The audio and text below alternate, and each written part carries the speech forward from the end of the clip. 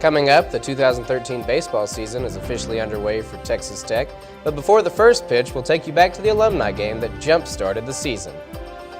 And should Texas Tech become a non-smoking campus, we'll have more behind SGA's plan for a healthier university. This is the MCTV Weekday Update. Welcome into today's edition of the MCTV Weekday Update. I'm Tanner Tate. And I'm Roxy Bustamante.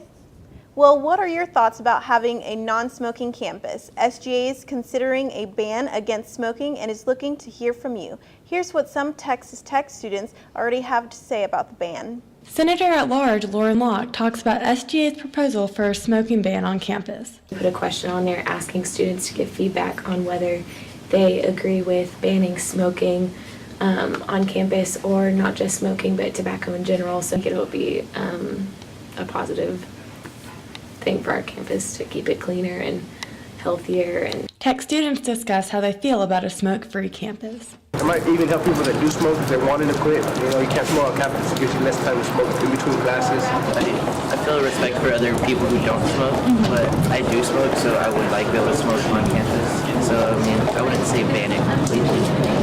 Possibly, designated areas. Some students feel more strongly than others about banning cigarettes.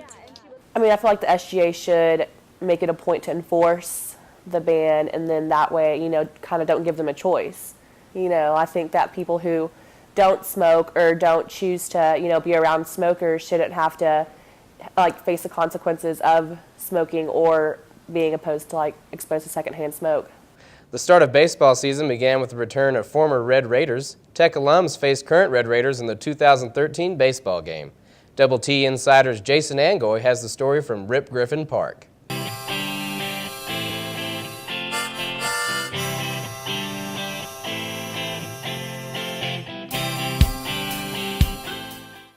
The fourth annual Alumni Game saw some familiar faces return to Rip Griffin Park to take on the current Red Raider team. Leading the alumni team were legends Cal Segrist and Larry Hayes, who have combined for a total of 36 years coaching the Red Raiders and are the only two coaches to have their jerseys retired at Tech. The alumni team included former Red Raiders dating back as early as Gary Ashby of 1977 to Mike Humphreys of 88, and 4 players from the 2012 team. Reed Redmond and AJ Ramos enjoyed the opportunity to return home to Lubbock. It's definitely different, growing up coming to these games and always wanting to be on, one of the two, and I've had the opportunity to be on both. It's definitely different, but it's always good to come back to Lubbock and come back to Tech. Well, I mean, I'm from here, so my family gets to see me.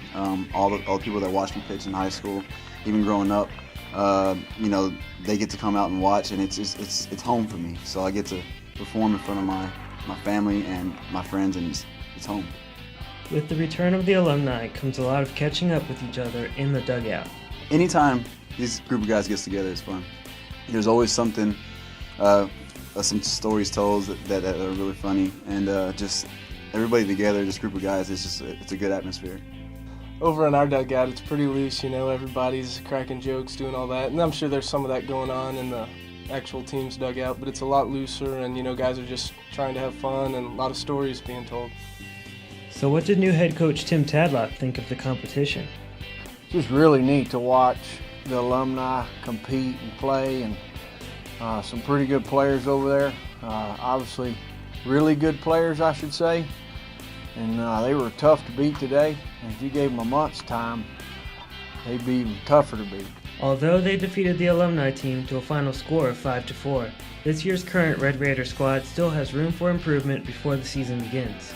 Right now, the current Texas Tech team, it's about rhythm and timing and getting at bats and getting on the mound, finding some timing. And you saw some guys that need to find some and some, some that don't. But it's just good to get out on the field. They're really young.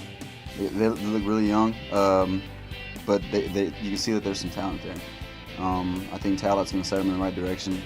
They just, obviously need to go over some little stuff, but that's the way it goes. I think for the next couple of years they're gonna be pretty good. They're gonna grow into his coaching strategy, and they're gonna fit in perfect. For the Double T Insider, I'm Jason Angoy.